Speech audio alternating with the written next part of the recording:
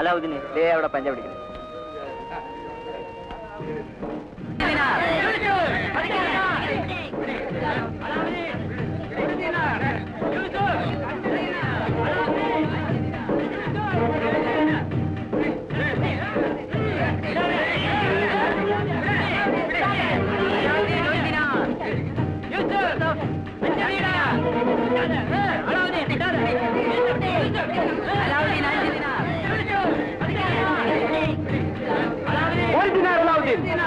യൂസഫ് 2 ദിനാർ, 5 ദിനാർ അലാവുദ്ദീൻ.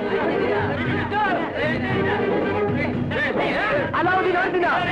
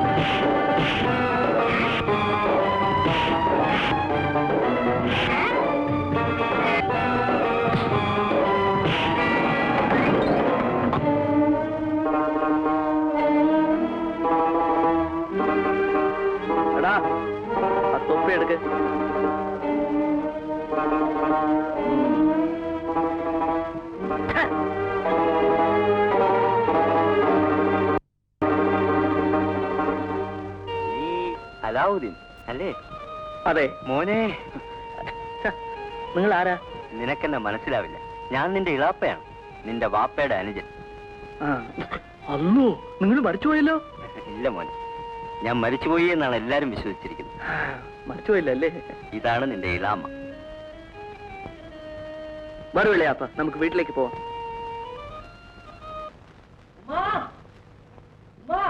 എന്താടാ രാവിലെ ഇവിടെ ഇറങ്ങിയതല്ലേ? ഇതുവരെ എവിടെ തണ്ടിത്തിരിഞ്ഞ് നടക്കുകയായിരുന്നു. സമയം സന്ധ്യയായി. തെരുവിൽ കണ്ട പിള്ളേരുമായിട്ടോ വന്നു. ആര്? മരിച്ചുപോയി നിന്റെ ബാപ്പയോ?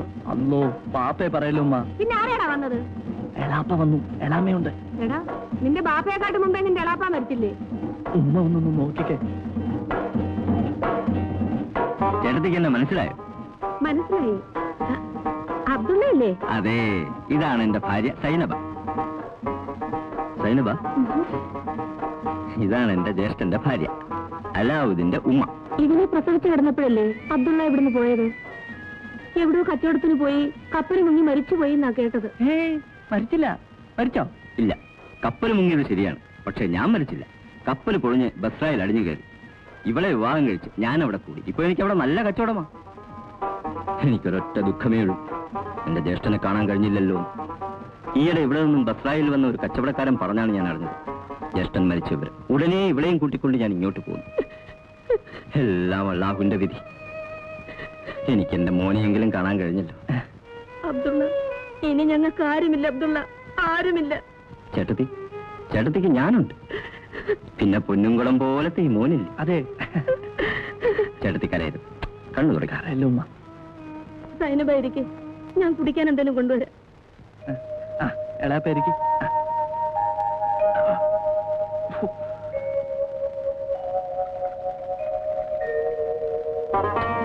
ഇതൊക്കെ സ്വർണ്ണമാണോ? ഇതോ? അതെ അതെ അതെ, എനിക്കും ഉമ്മയ്ക്കും ഇതുപോലെ ഒന്നുമില്ല. എല്ലാം ഞാൻ വാങ്ങിത്തരാം. എളാപ്പാക്ക് ഒരു സ്വൈരം കൊടുറാൻ മോനെ. സർബത്ത് കുടിക്കും. എന്നാ മോൻ കുടിക്കും. അവന് ഞാൻ വേറെ കൊടുത്തോളാം. അവൻ കുടിച്ചിട്ട് ബാക്കി ഞാൻ കുടിക്കും. അപ്പൊ നിങ്ങൾ സംസാരിച്ചോണ്ടിരിക്കേ, ഞാൻ അത്താഴം ശരിയാക്കട്ടെ.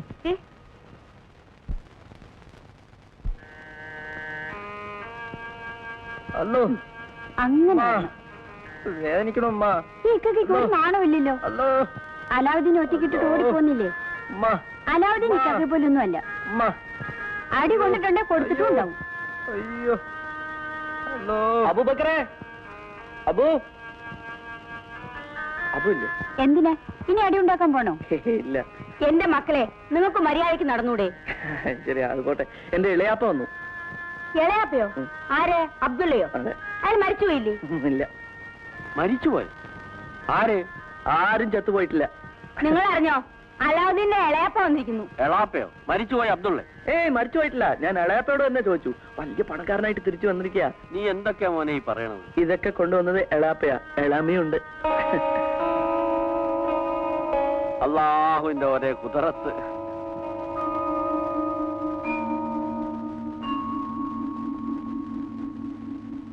അല്ല അബ്ദുള്ള, അലാവുദ്ദീൻ ഇങ്ങനെ കണ്ട പിള്ളേരുമായി കളിച്ചും വഴക്കിട്ടും നടന്നാ മതിയോ?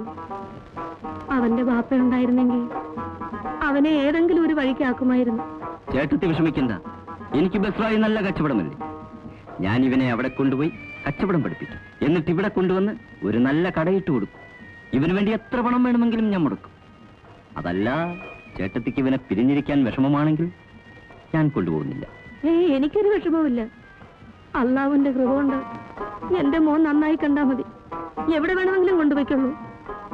ഞാൻ ഇവനെ കൊണ്ടുപോയാൽ ഒരു രാജകുമാരനായിട്ട് തിരിച്ചു കൊണ്ടുവരും. ഞാൻ എളയാപ്പയോട് പോട്ടെ. പോകാം മോനെ, പോകാം. ഒരുങ്ങിക്കൂ, നാളെ രാവിലെ നമുക്ക് പോണം.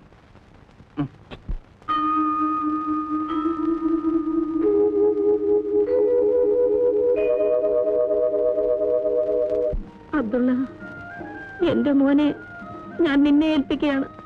ചേട്ടത്തി, ഞാൻ ഇവനെ ഒരു വലിയ കച്ചവടക്കാരനാക്കി തിരിച്ചു കൊണ്ടുവരും. മാമോനെ. ഉമ്മ, ഞാൻ പോയിട്ട് വരട്ടെ. പോയിട്ട് വാ മോനെ.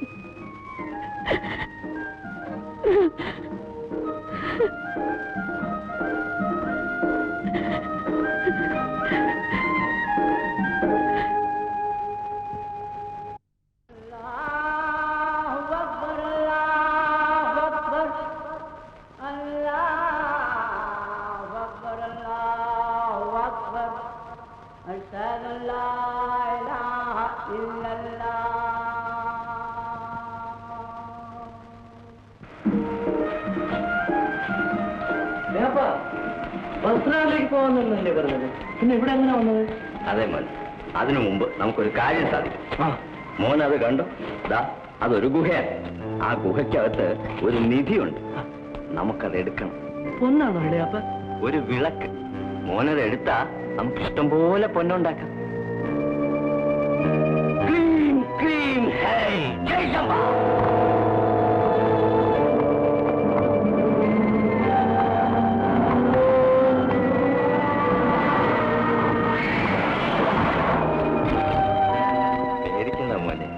മോനീ ഗുഹയ്ക്കുള്ളിലേക്ക് ഇറങ്ങി നടന്ന ഗുഹയുടെ അങ്ങേ അറ്റത്ത് ഒരു വിളക്ക് കാണും.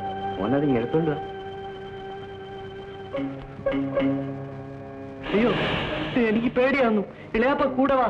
എളാപ്പയ്ക്ക് വരാൻ പാടില്ല മോനെ. മോനൊന്നുകൊണ്ടും പേടിക്കണ്ട. ഇതാ ഈ മോതിരം ഇട്ടോളൂ. ഈ മോതിരം ഇട്ടാ ഒരാപത്തും വരും.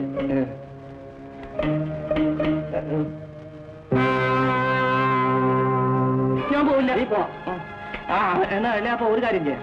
ബസ്റാവ് പോയിട്ട് വരുന്ന വഴിക്ക് ഇതൊക്കെ ഒന്ന് എടുക്കാം. ബസ്റായിലൊക്കെ നമുക്ക് പോവാം. നീ ഒന്ന് അകത്തോട്ട് എത്തി നോക്ക്. എത്തി മാത്രം നോക്കാം. ഒന്ന് എത്തി നോക്കാം. ഇളയാപ്പ കുറെ പിടിച്ചോളൂ. നീ ഒന്ന് നോക്ക്. അതൊക്കെ അതൊക്കെ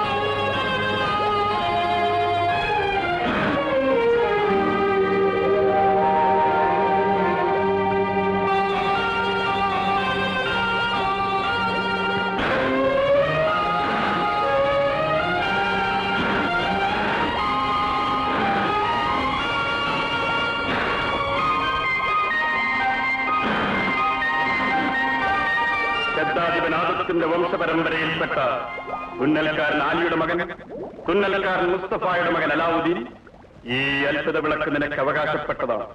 നീ ഒരിക്കലും ഇത് നഷ്ടപ്പെടുത്തരുത്. ഇത് സൂക്ഷിക്കുന്നവൻ ലോകത്തിലെ ഏറ്റവും വലിയ ഭാഗ്യവാനായിരിക്കും. പുറത്തു നിൽക്കുന്നത് നിന്റെ എളാപ്പയല്ല, ഒരു ദുർമന്ത്രവാദിയാണ്. ഈ വിളക്ക് നീ അവന് കൊടുക്കരുത്. കൊടുത്താൽ ജീവനാശവും വംശനാശവുമായിരിക്കും ഫലം.